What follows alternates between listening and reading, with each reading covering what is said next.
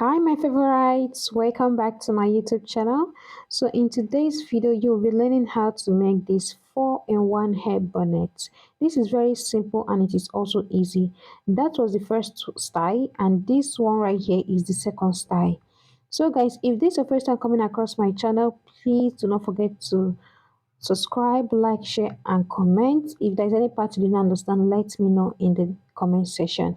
And this is the third style of this hair bonnet. You can see how beautiful and fine this hair bonnet is looking.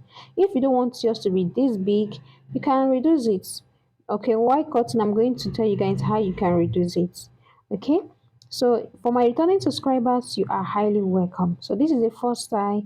You can see how it is looking also. So guys, if this is what you love to watch, please stay tuned, watch the end of this video. So let's get straight into the video. So these are the fabric you need. You need satin fabric and you also need a lycra or a stretchy crepe, okay? So for the crepe, I just have about half yard, and for the satin fabric, I have one yard. Okay, the black one is not actually satin fabric. I bought it as lining, so but the blue one is satin fabric. So I fold it into two. I measure 30 inches on both sides. So this is where you can adjust depending on how big you want your hair bonnet to be. If you don't want your hair bonnet to be that big like mine, so this is where you can adjust it, okay? So I measure 30 inches, okay? Then I fold it into two. After that, I also fold it again into four, just the way you see me doing in this video. And I'm trying to make sure that everything is straight.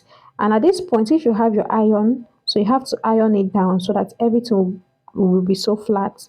So right now, from the starting point, I'm measuring 15 inches all the way around. If we open it up, it's going to be 30 inches.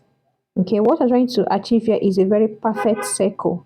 Like I said earlier, if you don't want yours to be as big as mine, you can adjust it. Instead of using 15 inches, you can use 10 inches, 11 inches, depending on how you want yours to be. Okay, so now we have our perfect circle. I'm going to cut it out. And after cutting it out, I'm going to be placing the front side of the both fabric facing each other. I mean, the front side of the blue fabric and the front side of the black one facing each other, just the way you see. This is a perfect circle. So right now, I'm going to be joining it with half inch all the way around, and I'll be leaving about 1.5 inches open. So that is where I'm going to be turning it out from. Join it with half inch all the way round, then you leave about 1.5 inch open for turning it to the front side.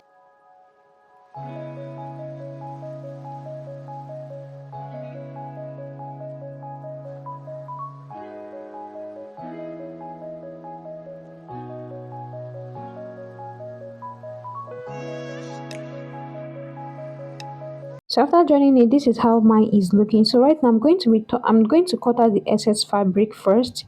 I'm going to cut once because I want it to be very clean when I iron it. So I'm going to be cutting out the excess fabric. I'm going to turn it to the front side from the 1.5 inch open that we left. So I'm going to be turning it to the front side right now.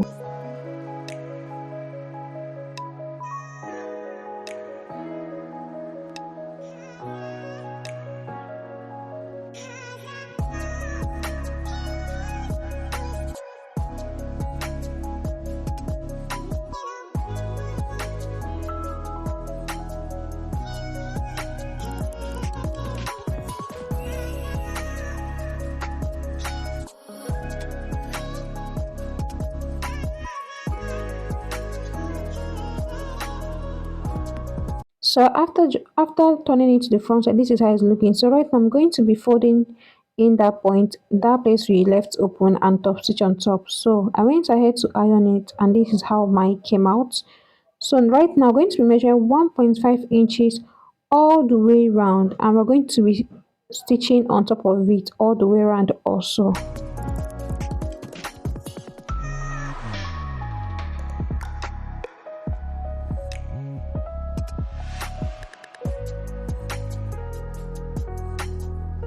So when I'm trying to stitch, so in my own case, the blue one is going to be under while the black fabric is going to be on top. So that is why this blue thread is going to be under while the black thread is going to be on top. Make sure you're using a matching thread for it.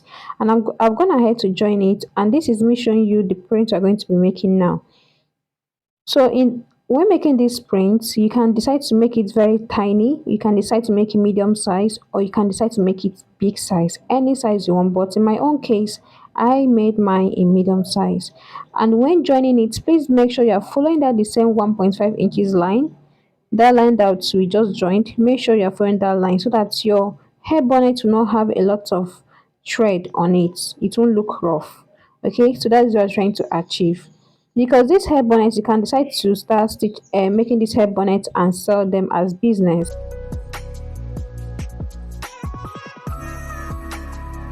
At the end of this, make sure that the everything is aligned together. Okay, after that, this is how it is looking. So guys, if you have watched up to this point, I truly appreciate. Please do not forget to subscribe, like, share, and comment to see more amazing videos coming up.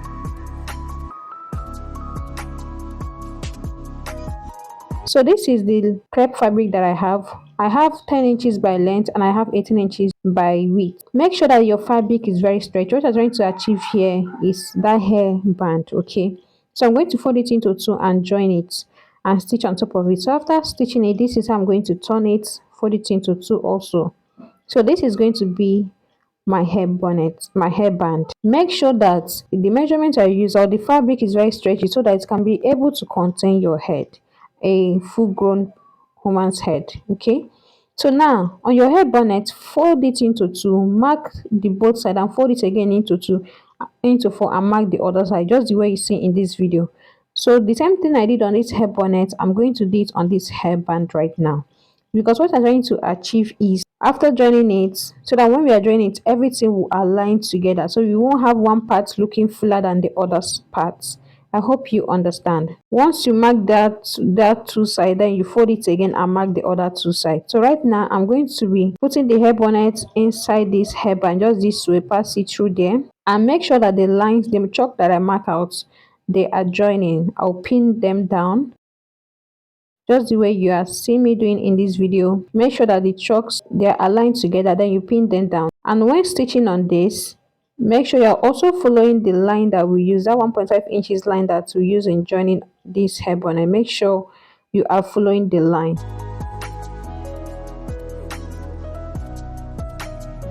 You'll be drawing your hairband because it is stretchy, so the one part will not be fuller than the other part.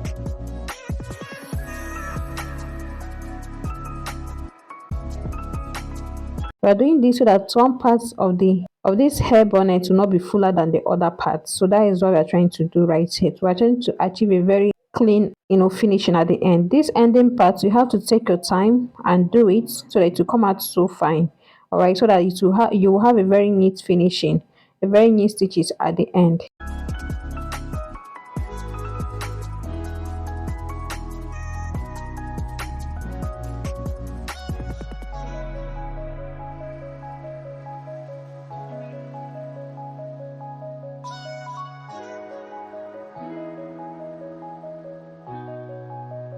So after doing that, this is how mine is looking. Once you turn it to the other side, it's also looking fine, but it might be looking as if the ruffle or the print is looking somehow.